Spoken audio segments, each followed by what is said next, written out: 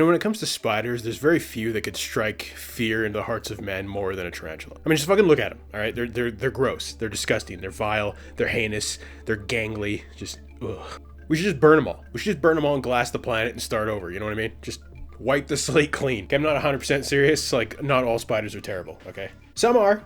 But I mean, the jumping spider?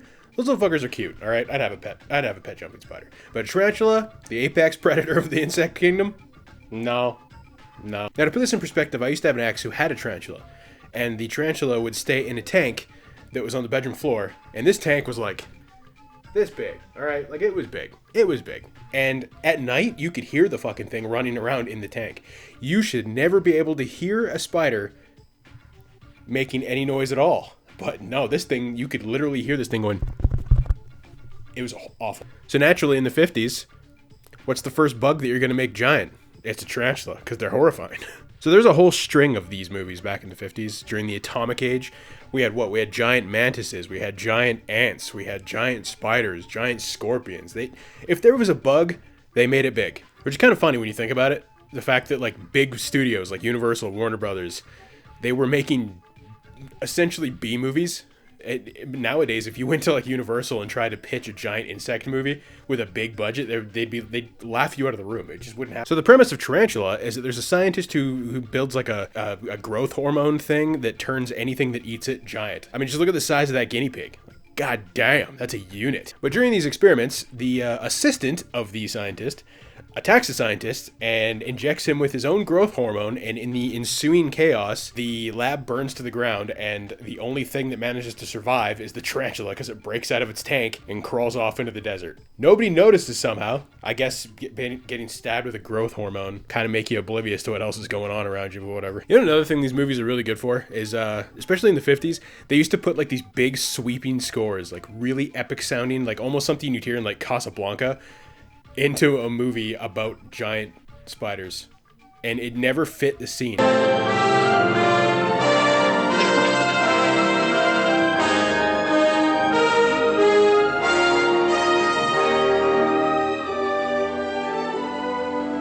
Like, why is this music being played over a scene of our main character just wandering up a rock? You know what I mean? This is like one of those times where the music had to match.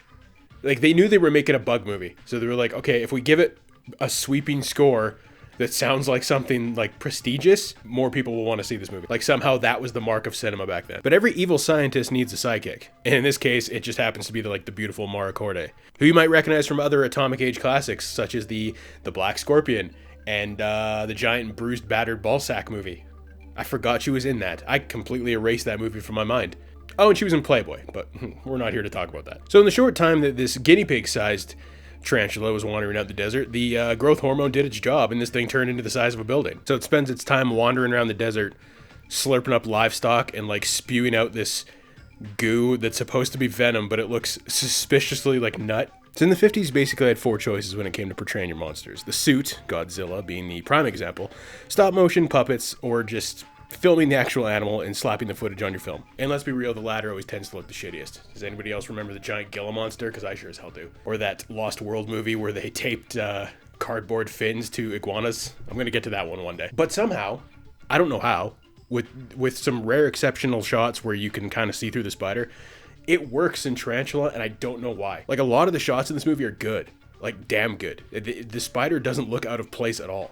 Which is funny, because despite the lobby cards and the poster showing off what is clearly like an animatronic big puppet spider, they barely use it. Aside from like some of the POV shots and this really horrifying shot where it's like staring at Mara through the window. I don't like that. I don't like that at all. And then of course the ending scene after the military drops napalm on it. Yeah, obviously you're not going to burn a real spider. I mean, you could have in the 50s. I don't think animal rights were really on par with what they are today.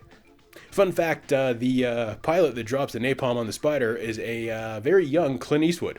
When I was growing up, I used to see this movie on the shelf a lot, and I just never really bothered to get it because I was a fan of Godzilla. I liked animatronic monsters. There was just something cool about him, and every time a movie would use real footage of an animal, it just, I don't know, there was something about that just kind of didn't seem as exciting to me. And it really is a shame, because I probably should have given Tarantula a shot many years ago, because it's actually quite good. Like, this movie's a lot better than any movie about a giant spider has any right to be. You know, it probably helps that the director, Jack Arnold, also happened to be the guy that directed The Creature from the Black Lagoon, which is one of my favorite movies from back then. So the guy knows what he's doing. He knows how to make a monster movie good. Do I wish we had more of the puppet?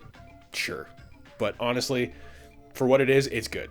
You should just check out Tarantula. It's pretty good. And this is just like the start of an ungodly amount of Atomic Age bug movies that I have to get through, because there's so many. There's like them, the giant mantis. There's a lot of them that I'm gonna get to. Now, I don't usually do this, but I'm gonna hawk my my Patreon, because YouTube's been bending me over the coals with copyright claims lately. So if you like the channel and you want to support it so I can keep doing the content the way that I want to do it and actually show footage from the movie and not show stills from the movie, consider subscribing to the Patreon. It's like $1 a month, and you get access to a bunch of exclusive videos that are not on this channel. There's like the entirety of the Friday the 13th franchise is on there, the Day of the Dead movies,